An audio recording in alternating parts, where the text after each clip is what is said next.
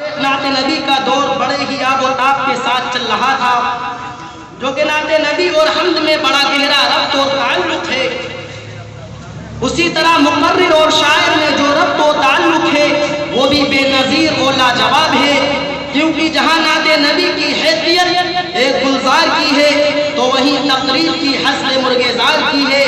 नात दरिया है तो तकरीर उसकी मौज, नात कहकशा है तो तकरीर उसकी मुस्कुराहट, नात चमन है तो तकरीर उसका फूल, नात अगर फूल है तो तकरीर उसकी पत्तियां, नात अगर पत्तियां हैं तो तकरीर उस पर बिखरने वाली शबनम। और इसी संगम पर चमन का हुस्न निखरता और बरकरार रहता है।